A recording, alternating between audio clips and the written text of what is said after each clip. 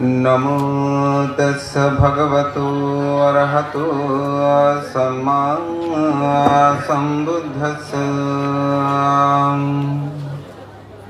दुर्लभ पुरुषो जयो नास सभक्त जयति। यत् सुजयतु धीरो तङ्कुलं सुखमेधति। एतेन सत्सवाझेन होतु ते जयमङ्गलन्ति।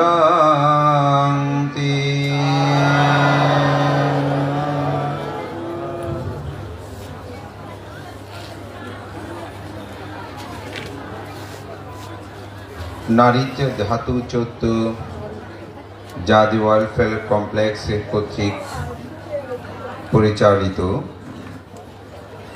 বিদর্শন আচার্য বিশুদ্ধচার মহস্তবীর, শিলাচার মহস্তবীর, যোগানন্দ মহস্তবীর, পূর্ণানন্দ মহস্তবীর স্মৃতি কল্যাণ ট্রাস্টের উদ্যোগে নারীচ্ছা ধাতু চৌদ্দ জাদি স্বর্গপুরী মেলা সেমিনার উপসংগ্রাচক গুণী জন সংবর্ধনা অনুষ্ঠান 2025-এর 3 দিনব্যাপী অনুষ্ঠানমালার আজকে তৃতীয় পর্বে গুণীজন সংবর্ধনা বিদর্শনাচার্য বিশুদ্ধাচার মহস্তবী অধ্যাপক ভিক্ষু শিলেশ্বর শাস্ত্রী মহোদয়ের জীবন ও কর্মের উপর সেমিনার ভিত্তিক আলোচনার পরমারাধ্য মাননীয় সভাপতি, বাংলাদেশে বৌদ্ধদের দ্বিতীয় সর্বোচ্চ ধর্মীয় গুরু মহামান্য উপসংরাজ শাসনস্তম্ভ বিচিত্র ধর্মকতিক পরম শ্রদ্ধেয় ধর্মপ্রিয় মহাতের মহোদয়, আজকের এই মহতিপূর্ণময় অনুষ্ঠানের প্রবন্ধের উপস্থাপক, আন্তর্জাতিক খ্যাতিসম্পন্ন সাংঘিক ব্যক্তিত্ব 21 পদক প্রাপ্ত চট্টগ্রাম বৌদ্ধ বিহারের উপাধ্যক্ষ, সাংঘিক অধিকার আন্দোলনের অন্যতম সাংঘিক ব্যক্তিত্ব, চট্টগ্রাম বিশ্ববিদ্যালয়ের স্বনামধন্য বিশিষ্ট শিক্ষাবিদ প্রফেসর ডক্টর জিনুবুদ্দীন মহাতেরো মহোদয়, অধ্যাপক ভিক্ষু শিলেশ্বর শাস্ত্রী মহোদয়ের জীবন ও কর্ম নিয়ে তার প্রবন্ধ এখানে উপস্থাপিত করা হবে। দ্বিতীয় যে প্রবন্ধ উপস্থাপনা করবেন প্রফেসর ডক্টর অর্থদর্শ গুরুর প্রাক্তন অধ্যক্ষ Chittagong model school and college, যিনি বাংলাদেশ সংঘরাজ ভিক্ষু মহাসভা কর্তৃক সংঘ সেবক উপাধিতে ভূষিত, বহু প্রতিষ্ঠান কর্তৃক বহু সম্মানে ভূষিত, বাংলাদেশের অন্যতম ভাগ্যপ্রবর আমার পরম কল্যাণ মিত্র অগ্রজ প্রফেসর ডক্টর অর্থদর্শ বড়ুয়া মহোদয়, বিদর্শনাচার্য বিশুদ্ধচার মহস্তবীর মহোদয়ের জীবন ও কর্মের সম্পর্কে প্রবন্ধ উপস্থাপক এবং আজকের অনুষ্ঠানের সম্মানিত আলোচক, আমার অত্যন্ত পরম হিতৈষী, যার লেখনী, যার কথন সমাজ সধর্মের কল্যাণে নিবেদিত, যিনি দেশীয় এবং উপমহাদেশের বিভিন্ন প্রতিষ্ঠান থেকে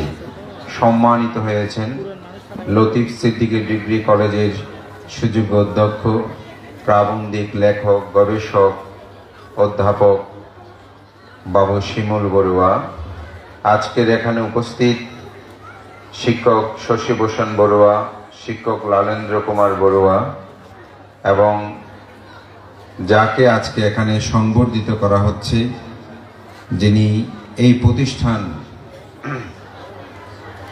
নবরূপে সজ্জিত করার ক্ষেত্রে যার অপরিসীম জীবনের অনেকটা সাইন নিয়ে এসে দাঁড়িয়েছেন, নারীচ্ছা ধাতু চৌদ্দ জাদি ওয়েলফেয়ার কমপ্লেক্সের সম্মানিত প্রতিষ্ঠাতা চেয়ারম্যান, বিশিষ্ট সমাজ সংস্কারক, সমাজ হিতৈষী, মানবতাবাদী চিকিৎসক, আজকের অনুষ্ঠানের সংবর্ধিত ব্যক্তিত্ব ডাক্তার ভূষণ চন্দ্র বড়ুয়া মহোদয় এবং আজকের এই অনুষ্ঠানে আরও উপস্থিত আছেন আমার অত্যন্ত পরম হিতৈষী কল্যাণ মিত্র, যিনি আমার অগ্রজ ভ্রাতা হাসিমপুর গ্রামের এই স্বনামধন্য ব্যক্তিত্ব, যিনি বাংলাদেশের বিভিন্ন প্রতিষ্ঠানে এখন নীরবে সরবে দানকর্ম সম্পাদন করে যাচ্ছেন, বাবু সুজন বড়ুয়া সহ উপস্থিত সকল সুধীবৃন্দু এবং উপস্থিত আজকের এই অনুষ্ঠানে ভারতীয় সংঘরাজ ভিক্ষু মহাসভার মহামান্য উপসংঘরাজ, যিনি আগামীকাল এই বর্ণাঢ্য আয়োজনেই যাকে সংবর্ধিত প্রদান করা হবে, এই গ্রামের জন্মজাত সাংঘিক ব্যক্তিত্ব পরম শ্রদ্ধেয় মহামান্য উপসংঘরাজ সত্যানন্দ মহাতের মহোদয়, উপস্থিত এই অত্র অঞ্চলে জন্মজাত সাংঘিক ব্যক্তিত্ব, আন্তর্জাতিক পরিমণ্ডল যার বিভিন্ন দেশ ভ্রমণের সধর্ম প্রচারে ব্যপ্ত মেরুলবাড্ডা আন্তর্জাতিক বুদ্ধ বিহারের উপাধ্যক্ষ পরম শ্রদ্ধেয় বুদ্ধানন্দ মহাতের মহোদয়, যিনি বাংলাদেশ টেলিভিশনের একজন নিয়মিত ত্রিপিটক পাঠক, জাতীয় আন্তর্জাতিক বহু সেমিনার সিম্পোজিয়ামে যার ত্রিপিটক পাঠ আমাদের সকলকে গৌরবান্বিত করে সধর্ম প্রচারে ব্যক্ত শ্রদ্ধেয় বুদ্ধানন্দ মহাতেরও, উপস্থিত পরম শ্রদ্ধেয় জ্যোতির্ময় মহাতেরও, বাংলাদেশ সংঘরাজ ভিক্ষু মহাসভার দপ্তর সম্পাদক, আমার অত্যন্ত প্রিয় ভাজন ভিক্ষু ব্যক্তিত্ব, যিনি অত্র অঞ্চলের এই একজন স্বনামধন্য ভিক্ষু ব্যক্তিত্ব সহ মাননীয় মহান সঙ্গের প্রতি বিনম্র চিত্তে শ্রদ্ধা অর্ঘ্যবন্দনা নিবেদন করছি। আপনাদের সকলের প্রতি মৈত্রী চিত্তে পুণ্যদান ও আশীর্বাদ জ্ঞাপন করছি। নারীচাঁদ ধাতু বিহার কমপ্লেক্স একটি ওয়েলফেয়ার কমপ্লেক্স, একটি অনন্য প্রতিষ্ঠান। বিশেষ করে আমাদের পরম শ্রদ্ধেয় অধ্যাপক শিলাসার শাস্ত্রী মহোদয়ের তার একটি লেখনীতে এই জাতি পুনঃসংস্করণে তার যে একটি ভূমিকার প্রেক্ষাপট তিনি লিপিবদ্ধ করেছিলেন। পরবর্তীতে আমাদের পরম শ্রদ্ধেয় আজকের এই মহতি পুণ্যময় অনুষ্ঠানের যিনি সভাপতি, আয়োজকদের উদযাপন পরিষদের সভাপতি কর্মবীর, যিনি বাংলাদেশ সংঘরাজ ভিক্ষু মহাসভা কর্তৃক অতি সাম্প্রতিক সময়ে সদ্ধর্ম শোভন উপাধিতে ভূষিত হয়েছেন কর্মবীর শ্রদ্ধেয় শিলানন্দ মহাতের মহোদয়। তিনি এই চৈত্রের ছবি সম্বলিত ক্যালেন্ডার প্রচার প্রসারে বিশুদ্ধচার, শিলাচার, যোগানন্দ, পূর্ণানন্দ মহস্তবীরগণের স্মৃতি নতুন প্রজন্মের কাছে তুলে ধরার ক্ষেত্রে তার এই ক্ষুদ্র প্রয়াস শুরু হয়। অত্যন্ত সৌভাগ্যের বিষয়, এই প্রতিষ্ঠানের অন্যতম কর্মধার বললে বা পরিচালক বললে অত্যুক্তি হবে না, এই প্রতিষ্ঠানের মহাসচিব, সাতকান লোহাগাড়া ভিক্ষু সমিতির প্রাক্তন সাধারণ সম্পাদক, বর্তমান সহসভাপতি, সর্বনীরবে যার দানহস্ত এই সধর্ম প্রচার প্রসারে সমাজ জাতির কল্যাণ নিবেদিত বাবু অনিল কান্তি বড়ুয়া মহোদয় আমাদের এই পুণ্যচার পুরুষকে নবভাবে নতুন প্রজন্মের কাছে তুলে ধরার ক্ষেত্রে এক অনবদ্য প্রয়াস গঠন করে তিনি বিদর্শনাচার্য, বিশুদ্ধচার, শিলাচার, যোগানন্দ, পূর্ণানন্দ স্মৃতি কল্যাণ ট্রাস্ট গঠন করে এক অনুপম দৃষ্টান্ত স্থাপন করেন, যেটি আমি মনে করি আমরা যারা ভিক্ষু সংঘ আছে আমাদের করণীয় কর্তব্যটা এই দায়ক সংঘ গ্রহণ করে আমাদের কোনো একটা দায় মুক্ত করেছেন বললে অত্যুক্তি হয় না। মহাকারণিক তথাগত বুদ্ধ ধর্মপদে বলেছেন, সর্বত্র জন্মগ্রহণ করে না, যেখানে জন্মগ্রহণ করে সে জাতিকুল সর্বদিকেই সমাদৃত সমৃদ্ধতা লাভ করে। পুরুষোত্তম দুর্লভ ব্যক্তি বলতে মার্গ জ্ঞান বা বুদ্ধকে বোঝানো হয়, অরহতকে বোঝানো হয়। আমি যে পুরুষদেরকে স্মরণ করছি আমি সেটা জানি না ওনারা মার্গ জ্ঞান লাভী কি লাভী নয়, সে অন্তর্যামী বা সামন্ত চক্ষু প্রজ্ঞাচক্ষু আমার মধ্যে বিদ্যমান নেই। তবে আমি এটুকু বলতে পারি, তারা যে বিশুদ্ধ জীবন যাপন করেছেন, তাদের যে জীবনাচরণ কথাগুলো শুনি, তাতেই আসলে মুগ্ধ হয়ে যায় যে তারা কিভাবে শাসন সদ্ধর্মের কল্যাণের নিজের জীবনকে উৎসর্গিত করেছেন। পরম শ্রদ্ধেয় বিশুদ্ধচার আজকে আজকের আমাদের 3 দিনের অনুষ্ঠান মেলায় আজকে আমাদের 2জন পুণ্য পুরুষের এখানে প্রবন্ধ উপস্থাপন করা হবে। যে 2জন প্রবন্ধ উপস্থাপন করবেন, তারা দুজনেই আমাদের বাংলাদেশে যত ভিক্ষু সংঘের জীবনী লিখেছেন, আমার মনে হয় এই 2জনের চেয়ে অধিক কেউ লিখতে পারে নাই এখনো। সেদিন চারুত্তম বাবু, আমাদের চারুলতার সম্পাদক, তিনি আমাকে বলেছেন, ভান্তে, আমাদের শ্রদ্ধেয় জিনুবুদ্ধি ভান্তে এবং অধ্যাপক ডক্টর অর্থদর্শী বাবু, ওনারা যে এত কাজ করেছেন সেটা আমি জানতাম না। আমি ভিক্ষুদেরকে নিয়ে, তিনি একটি ভিক্ষুদেরকে নিয়ে গ্রন্থ প্রকাশনা করছেন, সম্ভবত মহাজীবনের কথা এই ধরনের একটি নাম বইটা প্রকাশ করছেন তিনি। তো বলেছে, ভান্তে, আমি যখন ভিক্ষুদের জীবনীগুলো দেখছিলাম, তখন দেখছে হয়তো এটা অর্থদর্শী বাবু নয়তো প্রফেসর জিনুবুদ্ধি ভান্তে, দুজনেই অসাধারণ কাজ করেছেন। আমাদের সেই ভিক্ষু সংঘদের জীবনীগুলো লেখনীর মাধ্যমে আমাদের প্রজন্মরা তাদের জীবনাচরণগুলো জানার সৌভাগ্যতা তারা লাভ করবে।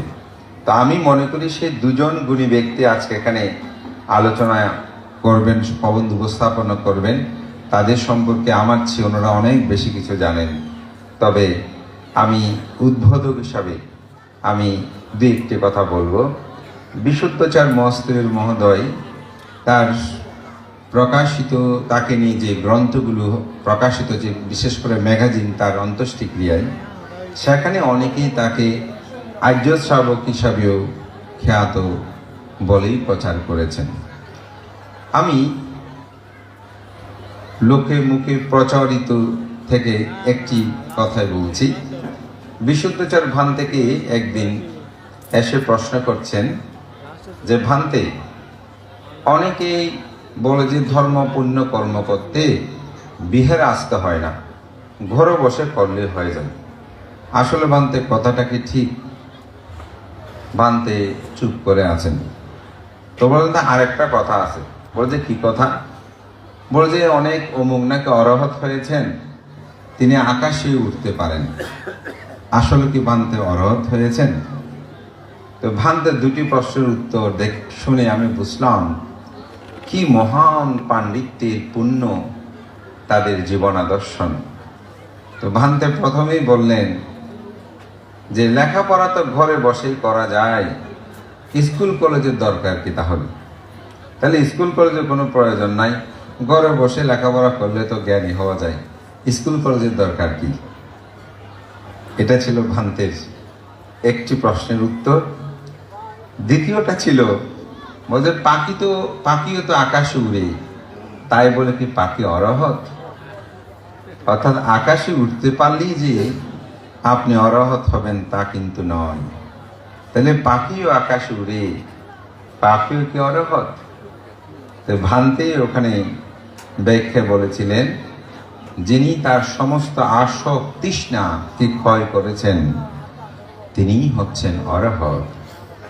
আর যিনি ভালো ছাত্র, সে নিয়মিত কলেজেও যাবে, স্কুলেও যাবে, বাড়িতেও সে ভালো লেখাপড়া করবে। সুতরাং যিনি প্রকৃত ধার্মিক, সে ধার্মিক ব্যক্তি, তিনি স্বাভাবিকভাবে বিহারেও যাবে, তার জীবনাচরণের ধর্মকে যথাযথভাবে অনুশীলন করবে। আসলে এটাই হচ্ছে বুদ্ধের ধর্ম দর্শনকে তারা তাদের আদর্শ দিয়ে এই সমাজ বিনির্মাণে অসাধারণ কর্ম সম্পাদন করেছেন। পরম শ্রদ্ধেয় অধ্যাপক শিলাসার শাস্ত্রী মহাতের মহোদয়, তিনি তার একটি লেখনীতে বলেছেন যে বাংলাদেশ সংগ্রাম ভিক্ষু মহাসভার একটি সাধারণ সভা হচ্ছিল। এটা আমাদের সাতখানি লোহাগড়া ভিক্ষু সংঘ শুধু নয়, আমাদের সবার সেটা জানাটা উচিত। শিলাসার ভান্তে এবং শান্তপদ ভান্তে তখন সম্পাদক, তো সবাই সমর্থন করলো যে অধ্যাপক শিলাসার শাস্ত্রী মহাতর মহোদয়কে মহাসভার সাধারণ সম্পাদক করা হোক। সেই সময় উপস্থিত শান্তপদ ভান্ত কিন্তু প্রেজেন্ট, তিনি মহাসচিব। তো ভান্তে অনেকটা অনুমোদন হয়ে যাচ্ছে, তখন এরকম ভোট ছিল না, সবাই বসে সিদ্ধান্ত গ্রহণ করত। কিন্তু শান্তপদ ভান্তের চেহারাটা দেখে শিলাসার শাস্ত্রী ভান্তের মানে মনে হচ্ছে যে হয়তো শান্তপদ মহোৎসবে আবার সম্পাদক হতে চাচ্ছেন, মুখটা যেন অন্ধকার। তো ভান্তে সবাই উঠে বলছেন, আমাকে আপনারা সমর্থন করেছেন, আমি খুব খুশি হয়েছি, তবে আমি চাই এবার যেন আবার শান্তপদ মস্তবের সম্পাদক থাকুক। এই যে আন্তরিকতা, এই যে একজনের প্রতি একজন সৌভ্রাতৃত্ববোধতা, তাদের জীবনাদর্শনগুলো থেকে আমরা এই শিক্ষাগুলো লাভ করতে পারি।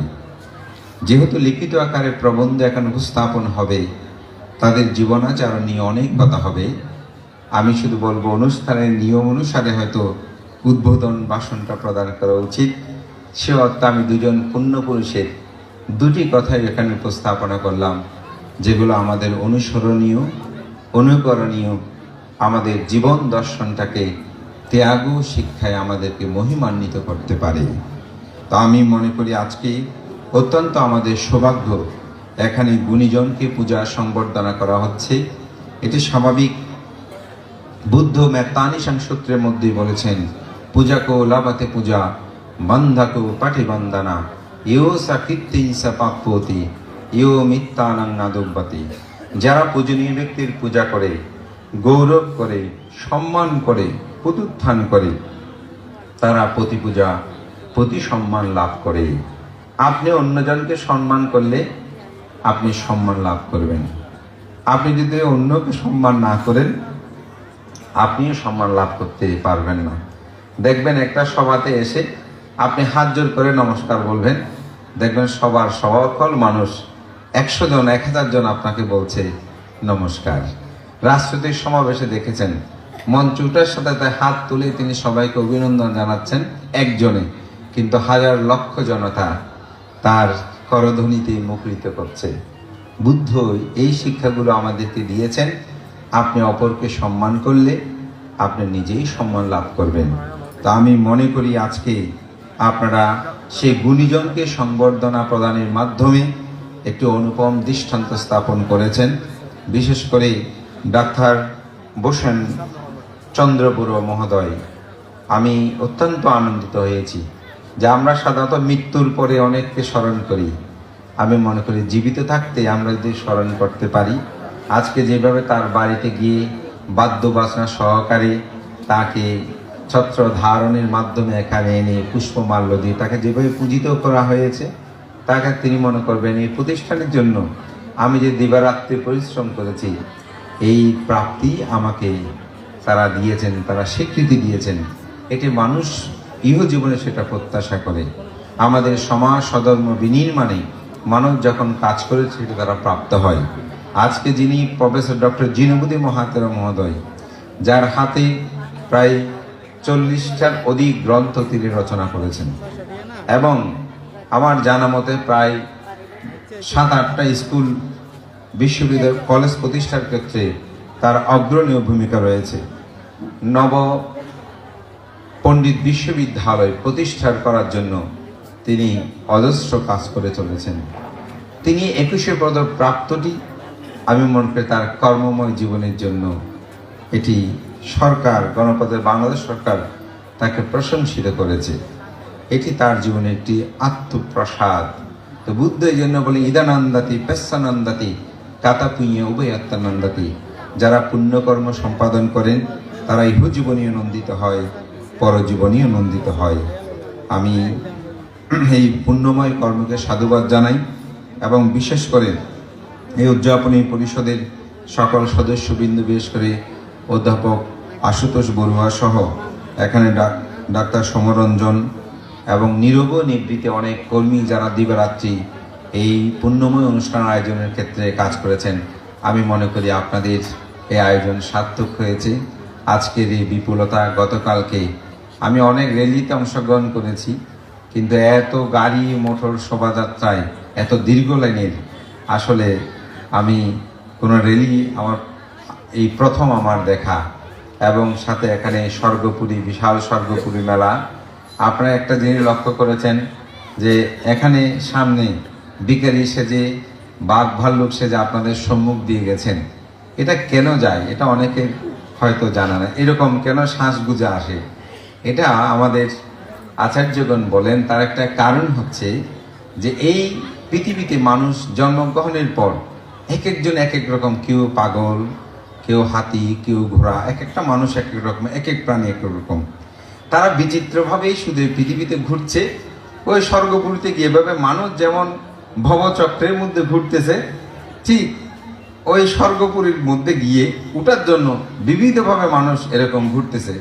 কিন্তু সবার লক্ষ্যটা হচ্ছে সুখ অর্জনের জন্য, অর্থাৎ স্বর্গে যাওয়া। তো বুদ্ধদের অবশ্যই নির্বাণ, কিন্তু স্বর্গটা দেওয়ার কারণটা হচ্ছে মানুষ সুখ চায় বেশি। এটাকে মানুষকে সে পথে ধাবিত করার জন্য এটি, অর্থাৎ এক একজন এক এক রকম সাজে, কেউ ফকির সাজে, কেউ অমুক সাজে, সমুক সাজেই মানুষ চলছে।